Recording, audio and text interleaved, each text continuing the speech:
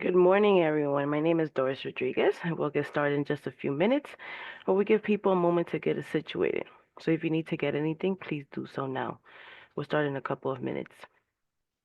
I also want to announce that this presentation will be available with closed captioning. Additionally, we're providing simultaneous interpretation in Spanish this morning, for which I will now provide instructions for our Spanish Zoom attendees to join. Hoy siempre brindamos servicios de interpretación simultánea para nuestros eventos, igual en persona o en Zoom. Favor de hacer clic en el globo al fondo de su pantalla donde dice interpretación, luego haga clic en el idioma donde dice, clic en el idioma que desea escuchar, en este caso español.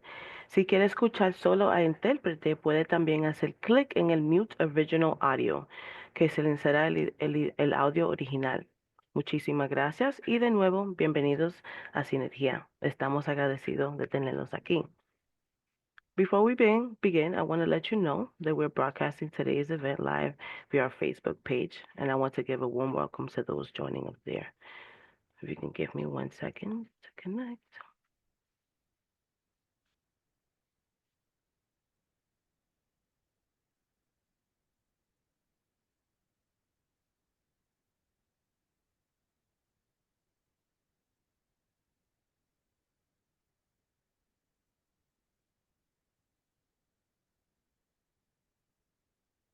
Perfect. Just before we begin, some few housekeeping notes. Everyone who registered via Zoom will receive a copy of the presentation slide via follow-up email within the next few days. A survey will be shared via link at the end of the presentation. So we will have time at the end for Q&A. However, we encourage questions at any time. My name is Doris Rodriguez, and I'm the Autism Initiative Coordinator here at Sinergia's Metropolitan Parent Center. A few words about Sinergia's Autism Initiative. The Autism Initiative project is funded by a grant from New York City's Council under its Autism Initiative. This project supplements the work of Synergia's Metropolitan Parent Center by bringing increased awareness to New York City's residents, particularly to the communities with large Spanish-speaking populations, about the growing number of children diagnosed with autism spectrum disorder. Its strong outreach components targets families of children with suspected or known diagnosis of autism spectrum disorder who are not receiving appropriate educational, health, or other related services. This initiative will link them to other services and supports that meet the individual's needs of children and their families. I want to thank you all for joining us today. We're glad that you can be here with us. Before we get into it, I would like to introduce our presenter today. I want to welcome Dr. Lisa Haiti Shulman, MD, Neurodevelopmental Pediatrician, Professor of Pediatrics at Albert Einstein College of Medicine, and Director of Autism Services at Rose F. Kennedy Children's Evaluation and Rehabilitation Center at Montefiore. So glad you can join us today. We have so many questions, so I'll let you get into it. Thank you. Okay, it's a pleasure and an honor to be here. To talk about a subject that I think is very timely. So these days, I think the point has been driven home that it's really important to understand where information comes from. Are there any biases we should be aware of when a presenter shares information? So I want to highlight that I have no relevant financial relationships with the manufacturers of any commercial products or programs or commercial services discussed in this activity. I received funding from SPARC of the Simons Foundation for Study of the Genetics of Autism.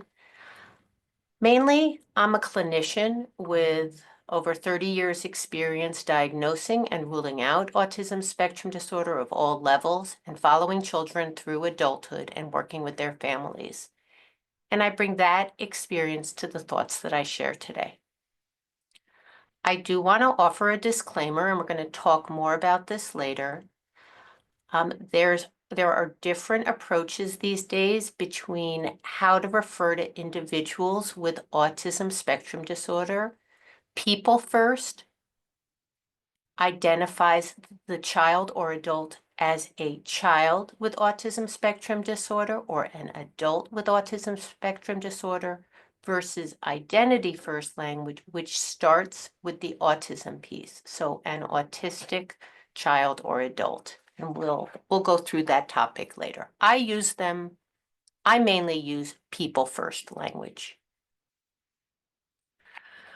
Okay, we're going to start by talking about the changing definition of autism over time, the changing demographics of autism over time, how we integrate the diverse needs of the autism spectrum disorder population into advocacy efforts that represent the wide spectrum and give all parties a voice, going through the medical and the societal models of disability, the neurodiversity model, the emergence of profound autism as a diagnosis, and various controversies arising from this dialogue.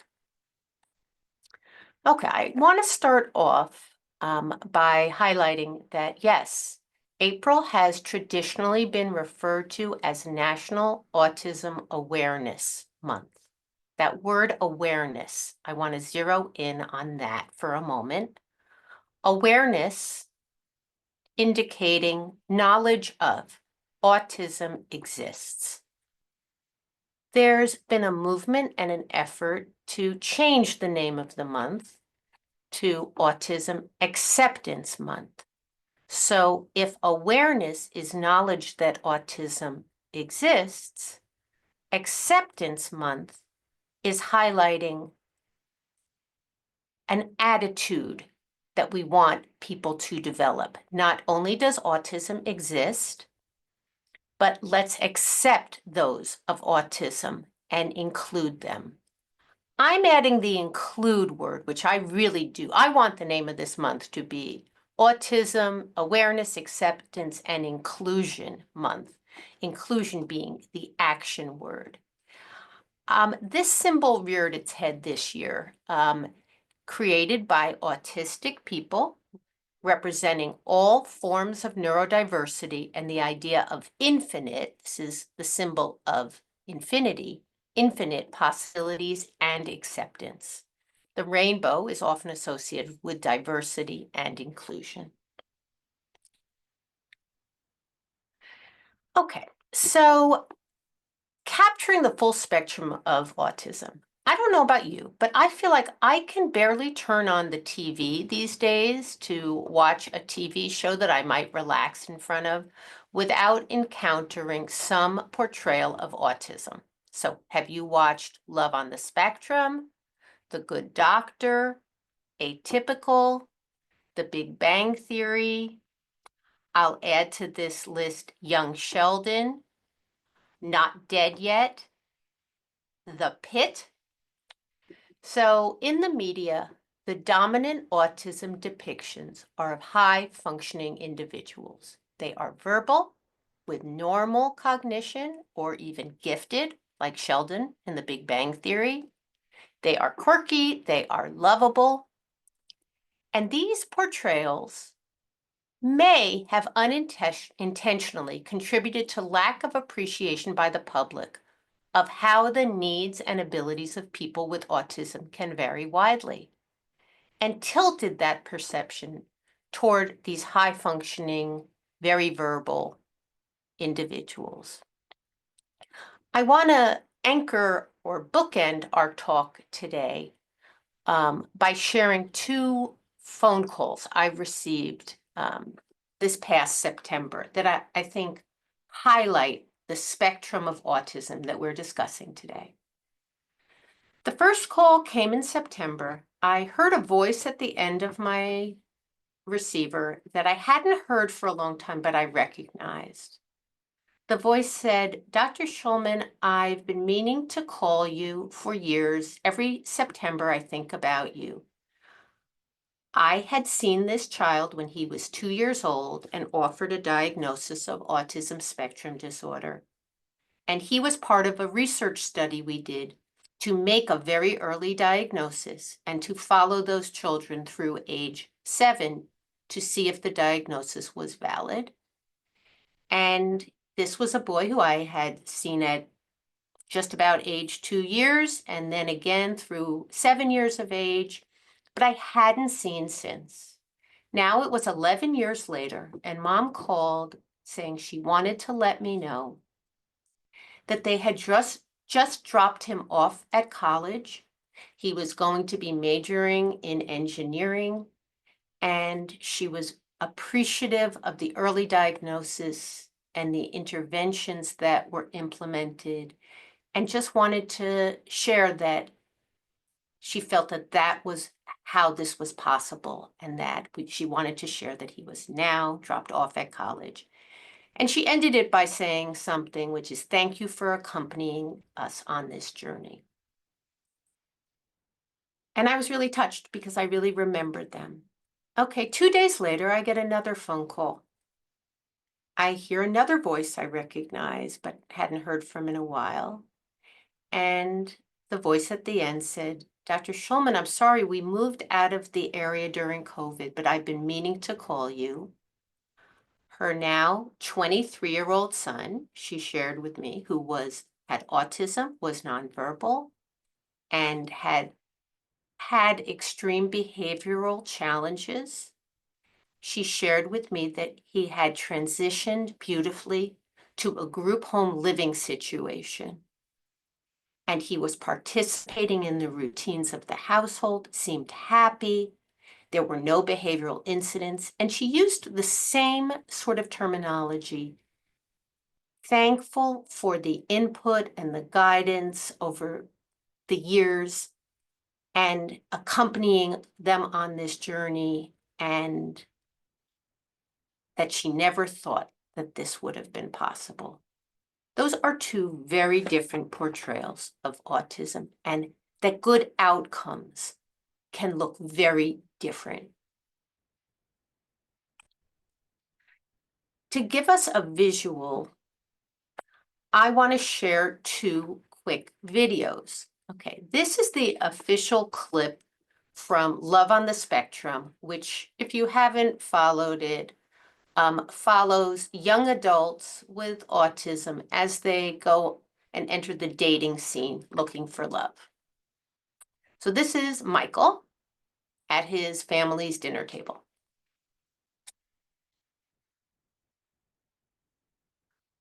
Okay, so in Michael, we saw a young man who was at dinner with his family, and he speaks in a flattened prosody of his speech. He has some weaknesses in understanding what's kind of appropriate to share at the dinner table. He works, he's very successful in his work life. Okay. Here is another example of autism spectrum disorder at the other extreme. This was placed on YouTube by his family and was titled "Glimpses of Living with Profound Autism."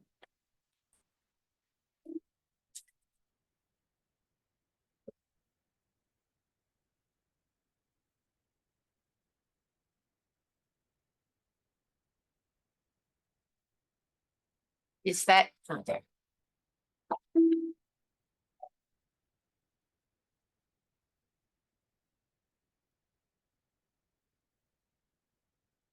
So he remains nonverbal.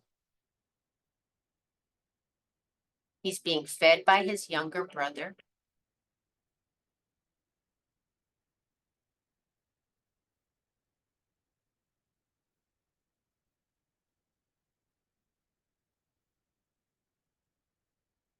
He has seizures and he's at the hospital.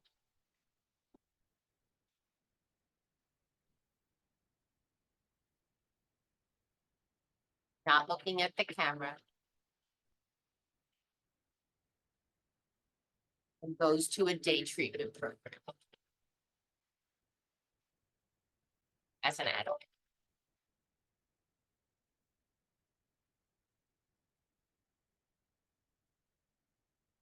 James.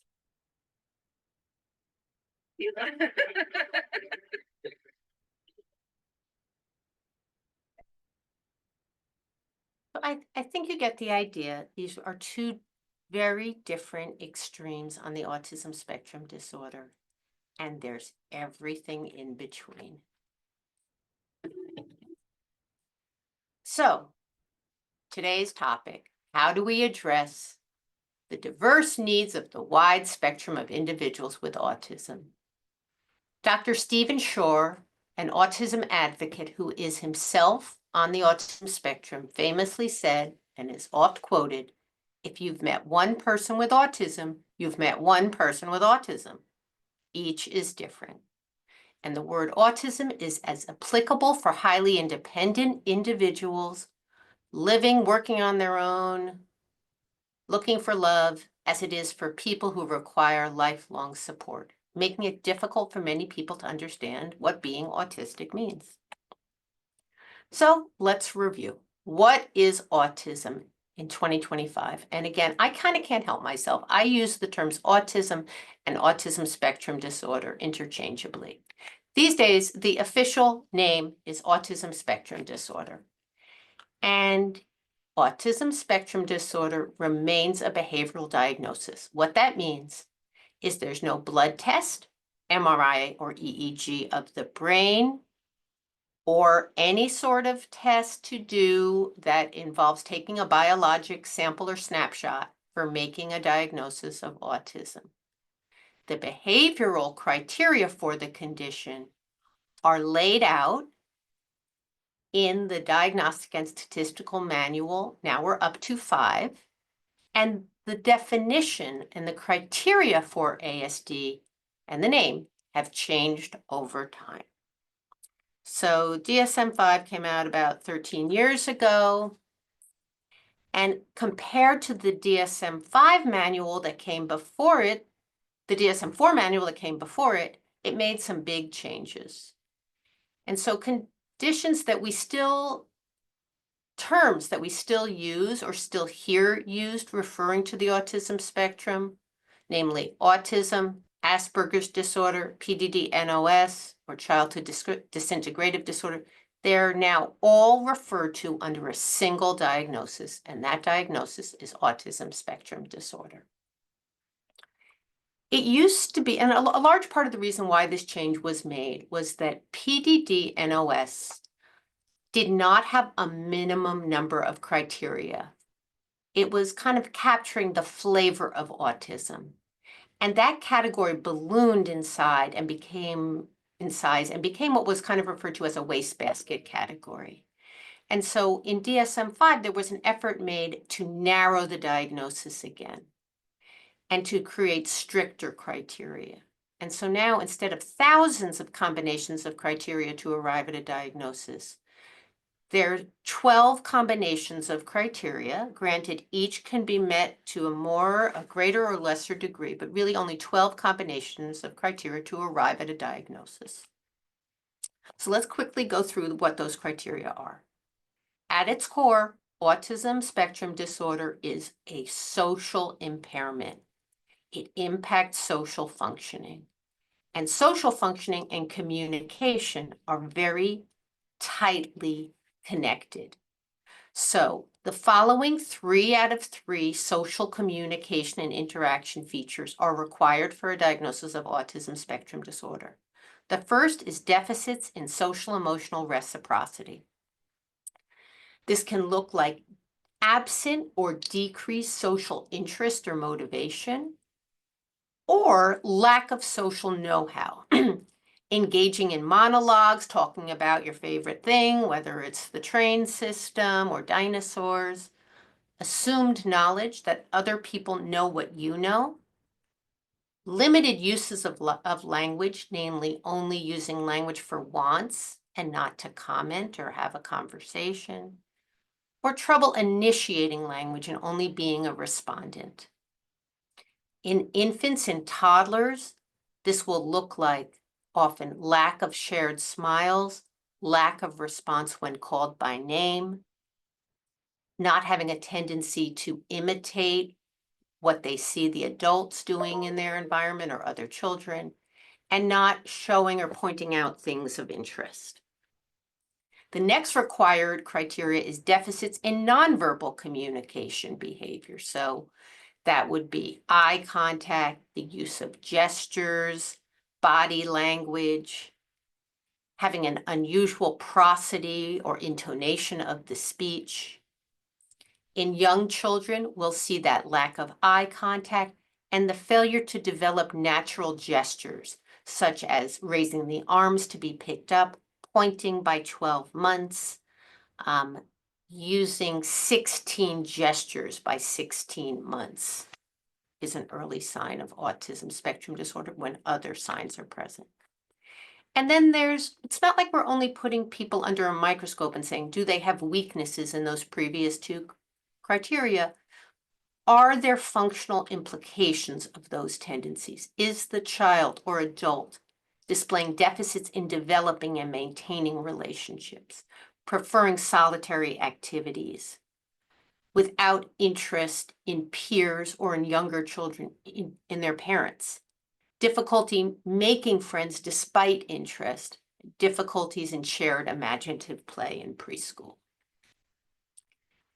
The next category under the DSM-5 autism spectrum disorder criteria is restricted and repetitive behaviors and interest. Two of the following 4 criteria are required. Repetitive speech, such as repeating verbatim words from favorite commercials or videos, or repetitive movements, hand flapping, finger movements, or repetitive use of objects, lining up every object. Toe walking fits in under this category and is much more common in individuals with autism than those without. Excessive rigidity or adherence to routines, trouble with transitions, compulsions, fixated interest, preoccupation in anything, big ones in young children, maybe transportation, the elevator, cars, letters, trains, or attachment to unusual objects. And then for the first time, although it's been reported since the beginning of reports of autism, unusual sensory responses. So increased sensitivity to sensory input or decreased sensitivity. And this can look like any of the senses: squinting, looking out of the corners of the eyes, fascination with watching movements such as the wheels of the car, a ceiling fan, unusual smelling or licking of objects, or distress at sounds or textures that don't bother others. A common sign that we'll see in young children is a highly restrictive diet. Well, they'll eat less than 5 foods or require that all the foods are a particular color or very brand specific preferences. And this can go on far beyond toddlerhood. So if everyone is called who meets these criteria, autism spectrum disorder, how do we capture that wide range of individual presentations? DSM-5 requires that for every child who meets the above criteria, we indicate further, is this an individual with or without intellectual disability or developmental delay? With or without language impairment? Is there a known medical or genetic condition causing this autism? Are there other associated mental health or behavioral diagnoses present? And then the severity level, or what we used to refer to as high functioning or low functioning, or autistic disorder versus Asperger's, is now captured through this measure of severity level, which I'll get into in a moment. Okay, so let's go through each of those specifiers and fill in the blanks about what we know about them. So many individuals in the past with autism had co-occurring intellectual disability. And for many individuals with limited experience with autism, autism and intellectual disability, or what used to be called mental retardation, are one and the same. But they're not. They are separate. So in the past, it was estimated that about 50 or 60% of children with autism had co-occurring intellectual disability. Over the past decade, those numbers have changed dramatically, and they're really related to the topic of neurodiversity that we're talking about today. Now, About 25% of individuals who meet criteria for autism spectrum disorder have a co-occurring intellectual disability, either in the mild, moderate, or severe or profound range. And an additional 20 or 25% fall in the borderline range of intellectual disability, with an IQ between 70 and 85. Why have we watched this percentage with intellectual disability really drop? There are different theories, and probably multiple things are contributing to this. The first starts with the idea of milder autism existing and being defined by some of the gold standard instruments used to diagnose autism. And I'm referring to the ADOS, or the Autism Diagnostic Observation Schedule, considered the gold standard for diagnosing autism. It really defined a mild set of autism symptoms that were not spelled out by previous models. There's certainly increased awareness of the diagnosis of autism. And again, we started off the talk by saying there are autism portrayals in media, all over TV, and it's helping people understand, again, our goal for Autism Awareness and Acceptance Month, that autism exists and it looks like people that they did not know had autism. And so now we have referrals with concern of milder symptoms of autism. These are often coming from middle school, teenage students, young adults, and even older adults, saying, I always knew I was different. And when I encountered this portrayal on TV, or I took this checklist on TikTok, it made me realize that this may be autism. Support and education offered early in the diagnosis of autism can reduce symptoms of autism. Is some of this improvement in developmental skills related to intervention? Possibly. Our next specifier was with or without language impairment. I want to highlight that approximately 20% of individuals with autism do not develop sufficient speech to communicate their needs effectively across the lifespan. That's a significant percentage. And I want to highlight that they may benefit from alternative communication systems and approaches that we'll talk about later. The next specifier is, do we know what has caused autism in this person? These days, as genetic testing has gotten more and more specific and able to pick up smaller and smaller mutations, we are finding that about 20% of the children with autism, we can, with genetic testing and medical evaluation, identify the cause for that individual child. There is not a single cause of autism. There are many causes of autism. And finding what has caused autism in that 20% involves looking for clues in the past medical history, the developmental history, the family history, the physical examination, and doing a medical workup.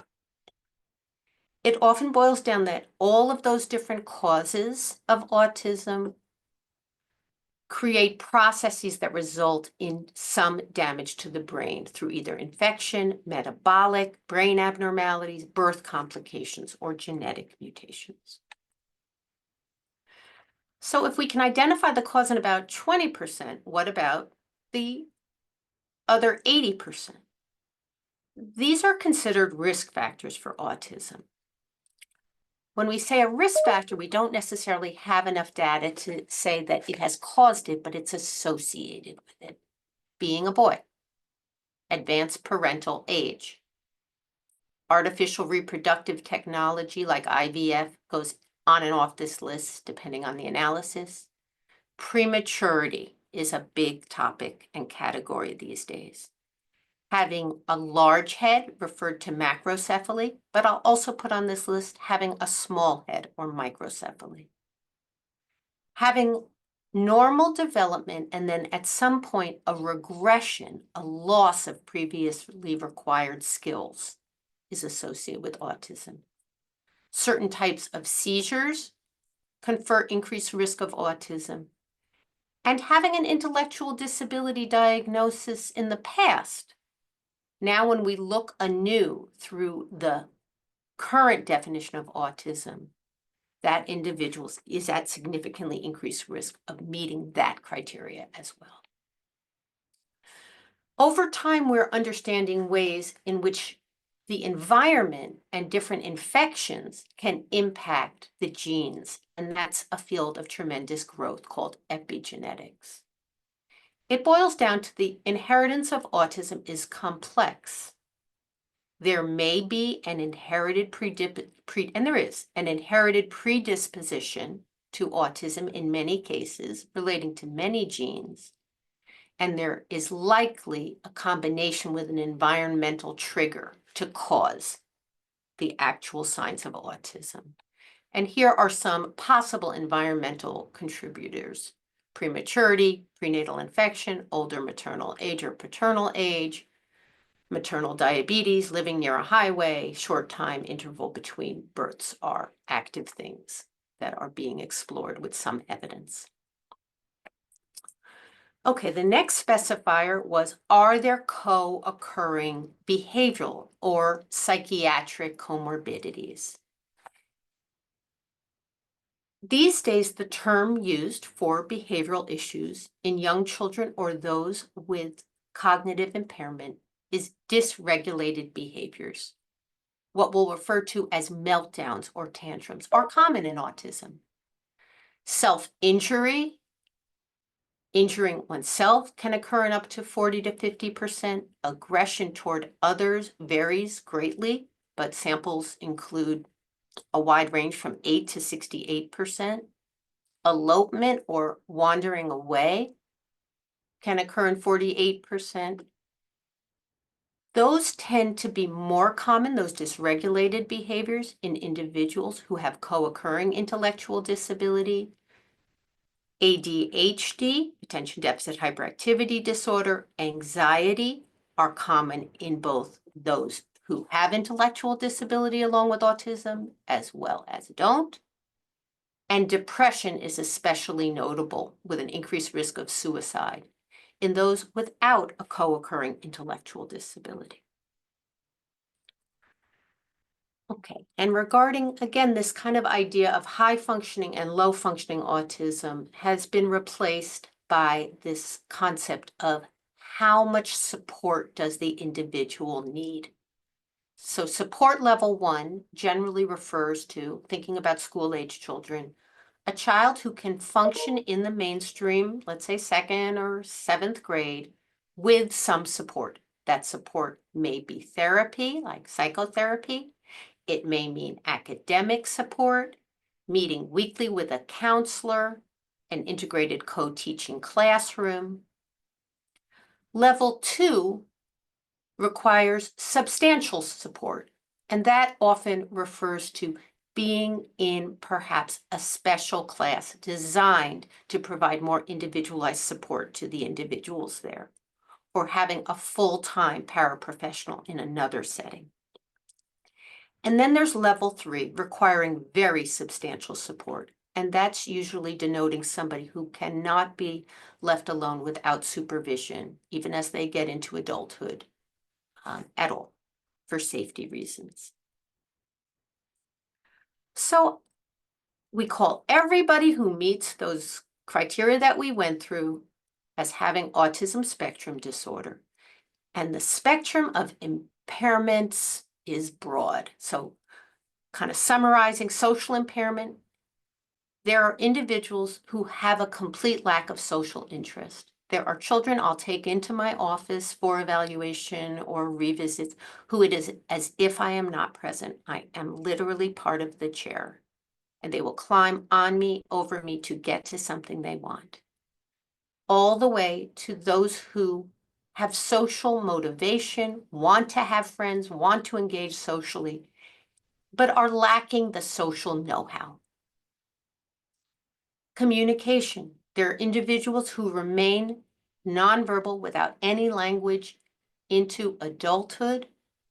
There's highly atypical language that may sound like repeating favorite portions of favorite videos or commercials or what the person next to them just said. And then there's completely normal, even advanced language, but with pragmatic difficulties, referring to the kind of use of language for social purposes, conversation. How are you? What do you think of the weather today? Or just even initiating communication. There are clearly atypical interests, individuals who are flapping, moving their fingers before their eyes, talking nonstops about the elevator. And there are those who do not have as obvious unusual interests, but are very, very perseverative and rigid in their lives. Cognition can be very, very delayed, like the video of the little boy growing into a man who was utterly dependent or support level 3, to individuals who may have splinter skills, be able to read, but not able to dress themselves, or are excellent pianists, but cannot have a conversation, to individuals who are truly gifted in cognitive domains. One thing that we find is that adaptive skills, which often refers to both what people do for themselves, but also includes a level of judgment about safety or what's appropriate. This is often an area of weakness, no matter what the cognitive level of the individual. And then there are the emotional and behavioral issues that can co-occur with autism, that can include aggression, self-injury, elopement, significant tantrums and meltdowns, but also mood, anxiety, attention, hypersensitivity to sensory stimuli. And they're really important to be aware of because they can end up impacting an individual's ability to function in the mainstream settings where they otherwise could. And so when that second mom called me about her son who had transitioned to the group home successfully, it was this area that was the greatest concern because many settings can't deal with unpredictable behavior, and so it will limit opportunities. So let's talk about the neurodiversity movement.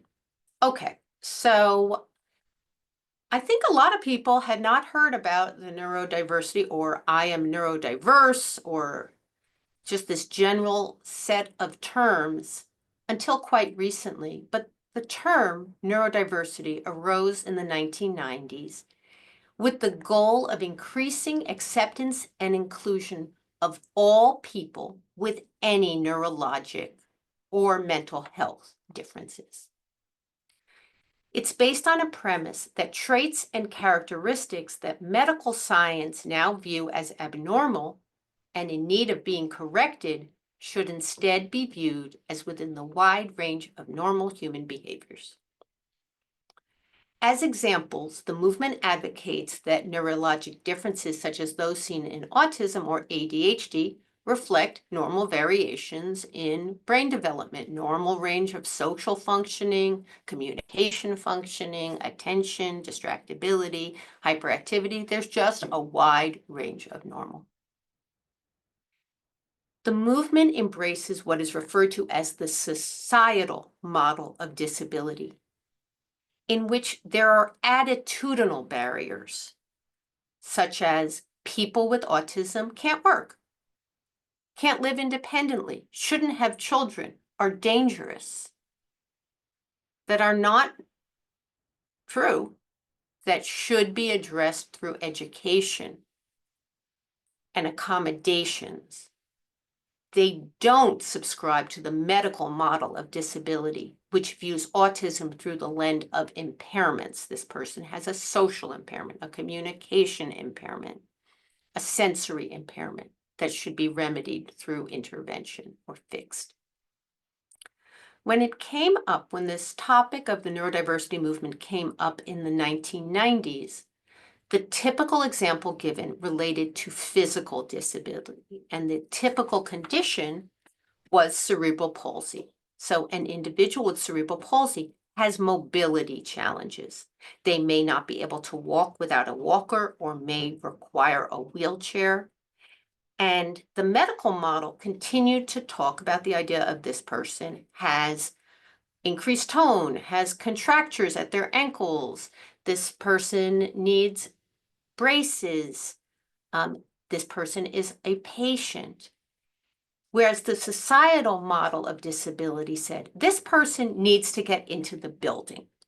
Let's make sure that we get rid of the physical barriers that interfere with that individual's ability. This is the society's responsibility. Let's create curb cuts so individuals with wheelchairs can be wheeled on the streets or wheel themselves in electric wheelchairs. Let's make sure that there are not stairs, that this individual, if there are stairs, are there ramps, are there elevators, so that this individual can enter the building and get into the place where they can function. This is society's job. The voices of the neurodiversity movement, because this movement requires explaining, are often self-advocates, individuals with various conditions who are highly verbal and cognitively intact and able to do this education and make these arguments. When it comes to autism, the neurodiversity advocates, who again have normal cognition, meet criteria for autism spectrum disorder if that is their diagnosis, really are speaking to their life experiences with autism. And the parents of children or adults with autism who are nonverbal, as I said, that's about 20% of those with autism, and have intellectual disability, somewhere around 30% of those with autism, describe feeling unheard by those voices of the neurodiversity movement. Here are a couple of quotes from such parents. I was reading an online autism support group and someone wished they could have more autistic kids. The post angered me. Imagine coming to the group in distress for parenting, support, and advice of my nonverbal child who functions at the level of a 1-year-old and having my experience completely dismissed. Another parent said, anyone who thinks autism isn't a disability should spend a day with my daughter, who is utterly dependent on others. And then this quote from a parent. Severity levels exist for a reason. The rare, narrow autistic experience that a mother would wish on her child is not the autism that I parent in Charlie every day. You know, the kids who grow up to be autistic adults needing 24-hour care, supervision, and someone to change their diapers at 40. The children who never arrive at adulthood because they drown or got hit by a car, having no sense of danger. They are not going to be in the dating pool. And so a new term arose in response to the neurodiversity movement, and that term is profound autism. It was coined initially in 2021 by Autism Science Foundation President Allison Singer, herself the parent of a now 25-year-old daughter with profound autism. She co-authored with a committee the 2021 Lancet Commission report that formally recognized the need for and endorsed use of the term profound autism for the first time in a peer-reviewed medical journal. The commission suggested that profound autism be used to describe people on the autism spectrum who are minimally verbal or nonverbal and are not able to advocate for themselves. The formal definition that they laid out that has been accepted is that they are at least 8 years old. They require 24-hour access to an adult who can care for them, so they are support level 3. They have cognitive ability measurement by IQ of less than 50, so they have an intellectual disability. The Autism Science Foundation believes the use of the term profound autism will provide critical specificity to the extremely broad autism spectrum. It will equip parents, service providers, and the public with the language necessary to ensure that individuals with autism, literally those without a voice, receive the accommodations and interventions they need. Research panels, policy, and advocacy endeavors require both voices to capture the full spectrum of autism and its lived experience.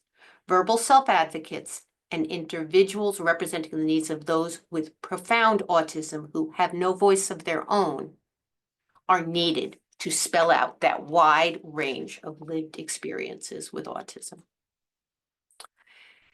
They addressed what has come up as some criticisms regarding the term profound autism, recognizing that labels are a potentially divisive subject. When used inappropriately, they have the power to dehumanize people. The term profound autism, they respond, does not seek to demean individuals in this group or invalidate the experiences of those not in it. Rather, it's meant to call attention to the unique needs of this vulnerable, underserved community comprised of people who are minimally verbal or nonverbal and will require round-the-clock care throughout their lives, like the young man in the video, second video. Mainstream autism advocacy is increasingly focused on more independent individuals, which leaves people at the more profound end of the spectrum forgotten and misunderstood.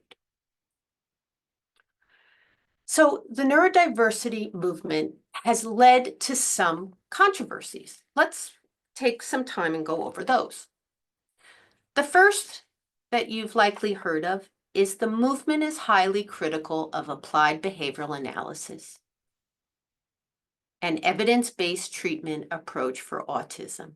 And their criticism is on the basis of concern that treatment goals for ABA often reflect a neurotypical interpretation of normative human behavior, as opposed to being focused on personal autistic-centered ways of thinking and acting. So, i.e., focused on making autistic children appear normal. So an example of this would be trying to help autistic individuals not flap their hands with excitement, not talk about dinosaurs or elevators. This is coming up from the neurodiversity members themselves who recall and express that ABA was traumatic for them. They say that it used aversive reinforcers or punishments, which was the case in the distant past, but has not been the case for literally decades. ABA uses positive reinforcements or rewards and should not use punishments. And so the experience of those individuals who may have been exposed to punishments in the 1970s is noted and no longer what ABA is. The movement takes issues next with terms that come from the medical model of disability, namely referring to a child with autism as a patient, as having a disability, as requiring intervention. That brings to mind medical. They take issue with research on the causes of autism, instead advocating that autistic behaviors, interests, challenges, and strengths represent valid ways of being. Just let people be who they are. They don't need to be cured of their autistic tendencies. Autism represents a variation on the human experience that should be accepted and respected, rather than cured or prevented in future pregnancies, which is what the medical use of genetics and finding out a cause for the child's autism may be used for. Advocates of the neurodiversity movement prefer identity-first language in general. They'll refer to themselves as, I'm an autistic individual. As opposed to the person-first language, this is a child with autism. This is an adult with autism, often used by parents of children with autism at any level. They are a child first, or an individual with more profound autism. They are a person first. Their autism does not define them. Now, the neurodiversity movement has positively impacted services with their viewpoints. And I was involved on the national level of the AAP in creating this list of hallmarks of appropriate supports and services in autism. And it incorporates some of the points made by the neurodiversity movement. 1, They are individualized and developmentally appropriate. There's no preset ABA goals for anyone with autism. They take into account personal and family-centered goals and are based on, in fact, shared decision-making with the parent or the individual of priorities. They focus on teaching useful skills that will improve quality of life. They should be administered in a natural, least restrictive environment, not in some back room with the child strapped into a seat. They never utilize punishment or are traumatic and always respectful. They are strength-based, supportive of an autistic way of being. In other words, if an individual with autism needs to flap their hands when they're excited, that shouldn't be a goal of therapy unless they want to. And they should work with the child's motivation whenever possible. So on the people first versus identity first language, the goal of people first language is to avoid language that dehumanizes or stigmatizes people. People are people first rather than their diseases.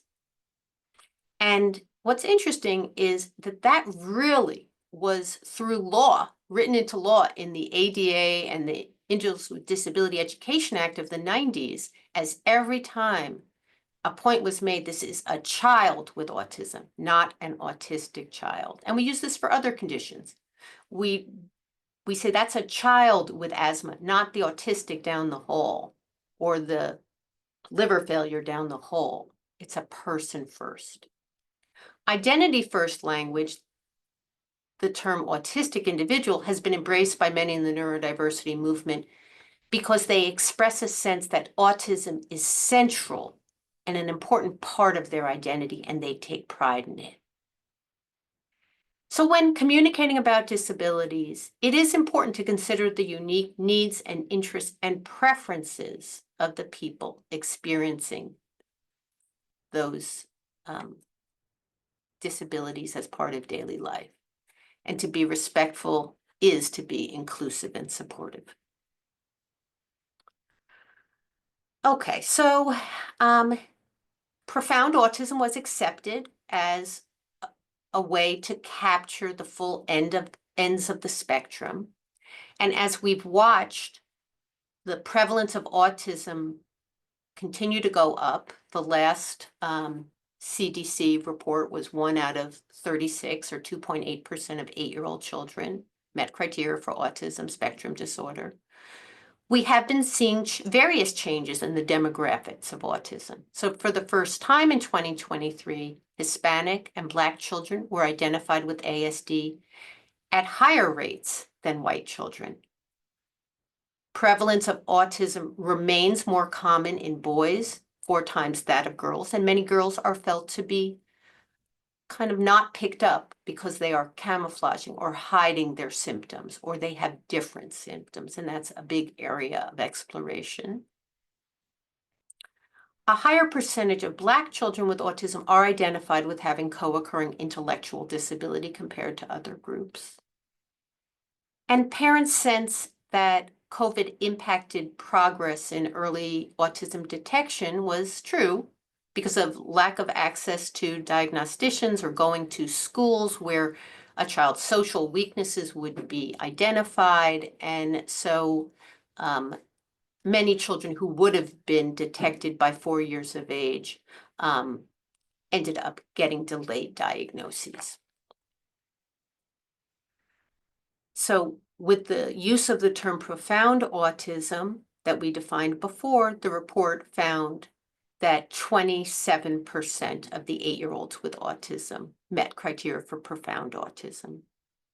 And children with profound autism, when compared to other children with autism, were more likely to be female, which goes against certain things we might think, from racial and ethnic minority groups, of low SES or socioeconomic status, born premature, have self-injurious behaviors, and have seizures.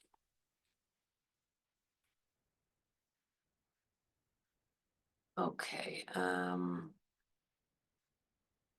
I have, yeah, I am a big advocate of early diagnosis, and a picture's worth 1,000 words. So to this audience, I wanted to show this video of fraternal twins, one with autism spectrum disorder and one without, and what they look like at 19 months of age.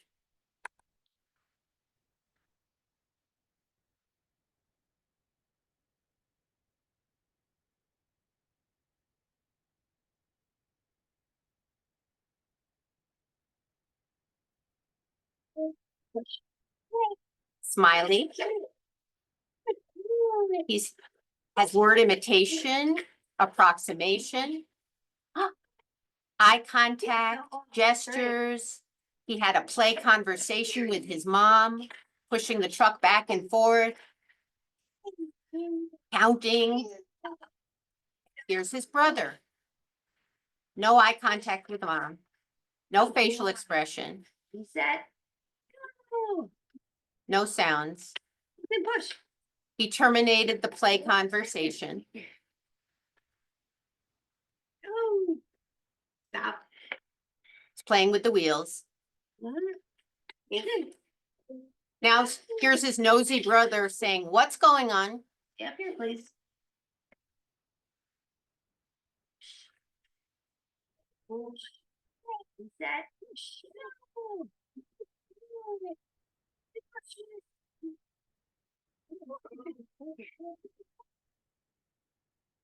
This is how we make an early diagnosis of autism spectrum disorder.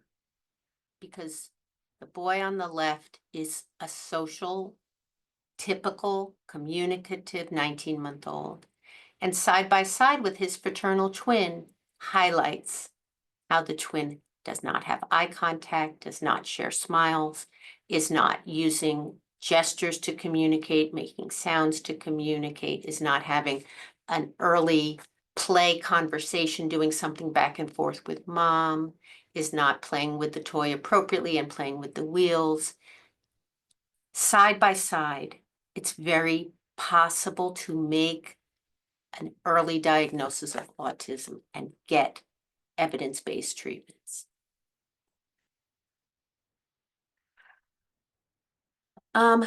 Okay, I think I kind of want to end in my last number of minutes with the idea of we have this wide autism spectrum. In all cases, because it's the definition, there's a social impairment.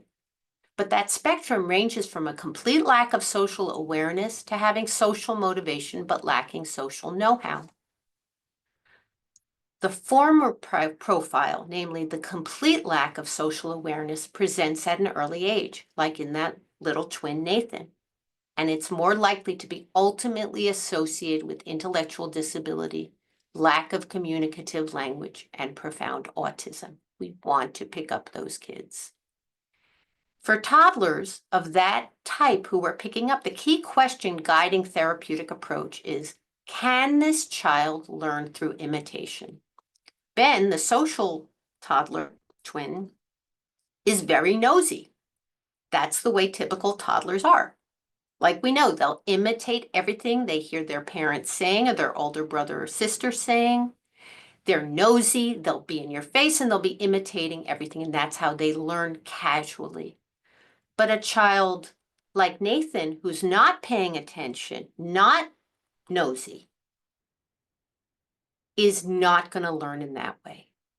What do we need to do therapeutically to obtain that child's attention and teach skills one by one, including get nosy, learn to imitate, pay attention to someone else's language? And so there are approaches targeting social awareness and motivation in toddlers with autism. I wanted to mention Floor Time DIR, Early Start Denver model, and there are other models as well, pivotal response treatment. But the goal is to teach children to be nosy and to imitate when they present early with that lack of social interest. ABA has a very important role with that profile. And it through the principles of operant conditioning. We're going to reward you. Respond to your name, and we will give you 10 times, and then you get an opportunity to do what you want to do. And we know that that sort of operant conditioning model leads to an increased likelihood of the behaviors that are targeted. And those behaviors that can be targeted in young children are respond to language, look at me, look when called by name, use pointing and other gestures to communicate, imitate. And those can set a child up to be a casual learner of their peers or their brothers and sisters or their parents and become able to learn without that directed approach over time. So in this picture, we've been talking about the child on the left, support level 3, more impaired, nonverbal, presenting earlier. We need to work on social attention, communication intent, developmental skills, address behavioral issues. The young man at the dinner table in Love on the Spectrum, if you can picture him as a 4-year-old at nursery school who wants to play on his own or who wants to play with a friend but doesn't know how to get included, is support level 1. He'll present later when he starts school, most likely. He has weaknesses in social know-how, like conversation. He's at greater risk for academic difficulties and mental health issues. He needs a different, or she needs a different model. We're going to focus on social, communication, and mental health. So to kind of pull it together, outcomes vary greatly based on the clinical profile, and that clinical profile is so wide, as we've discussed today. Based on cognition, degree of social impairment, ability to communicate verbally, and behavior, outcomes will vary greatly. Individuals can continue to learn and develop throughout the lifespan, but the difference between their typical peers can grow wider and wider.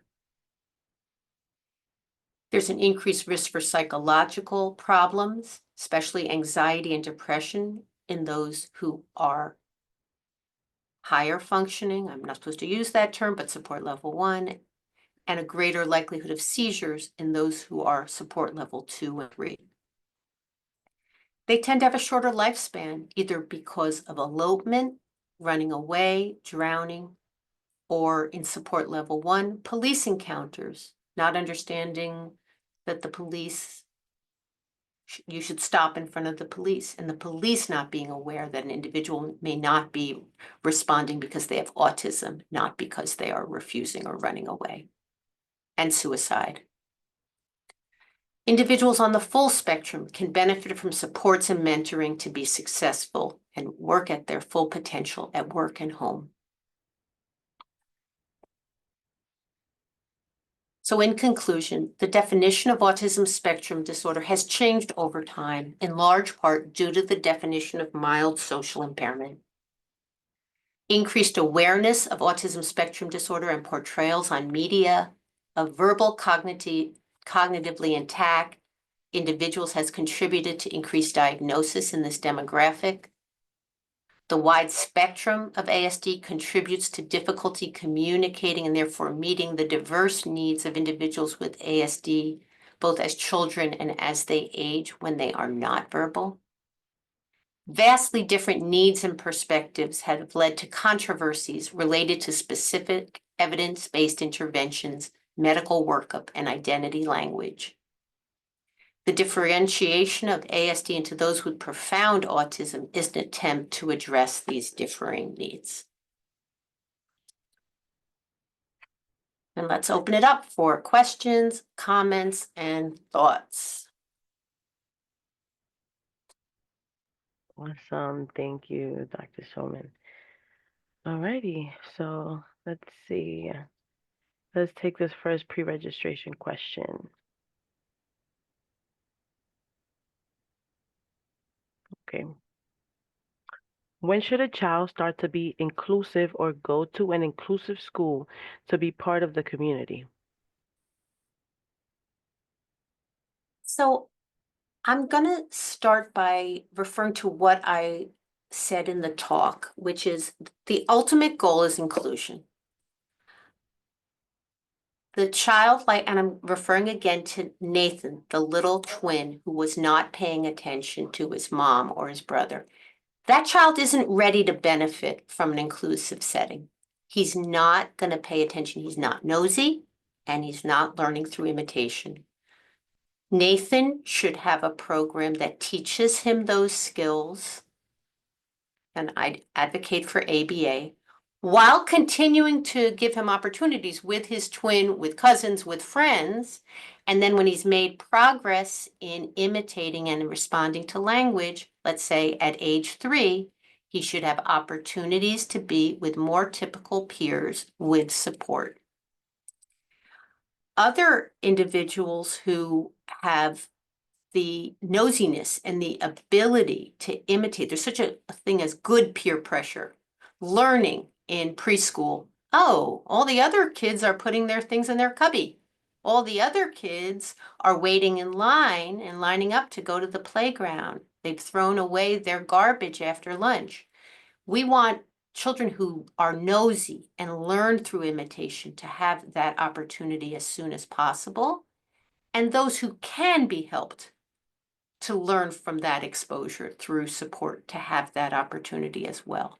So I would say from age 3 to 5, I like to see kids have some exposure or full-time exposure to least restrictive environments or the mainstream.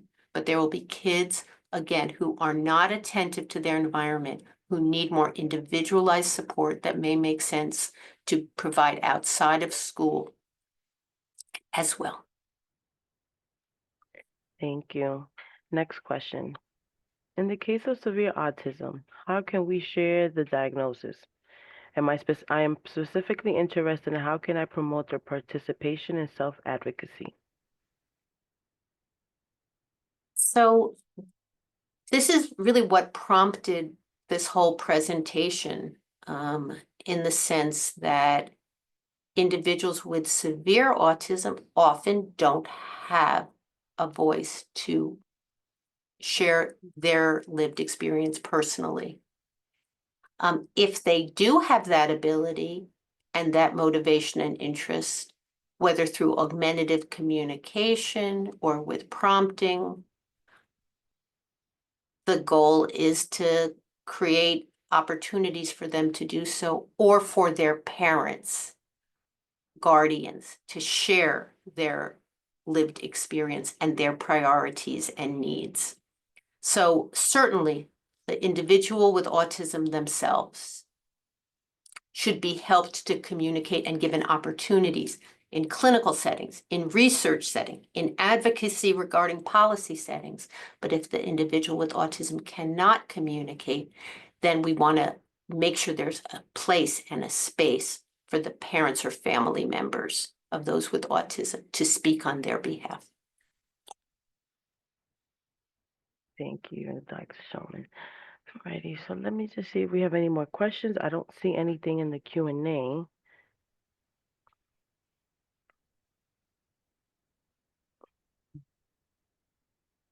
Alrighty. Well, that's it for questions, Dr. Shulman. So I want to say thank you so much for everybody who joined us today. We hope that you enjoyed today's presentation on the changing landscape of autism, the neurodiversity movement, profound autism, and everything in between. Special thanks to our presenter, Dr. Shulman, for leading this webinar on one of the most important topics we cover. We encourage our audience to please stay for a couple minutes just to complete our survey. We would really appreciate it. And if anybody have any questions that they would like to share with our presenter, please let me know, and I will facilitate those questions to her. So thank you so much once again, Dr. Shulman, for taking the time to be with us today. I really appreciate it. My pleasure. Bye, everybody. Yeah. Good day. Thank you. Alrighty. So I'll just stay on for just a few seconds for anybody that would like to complete the survey. Thank you to our interpreter, Clara, for today. Bye, Clara. Appreciate you. Have a good day.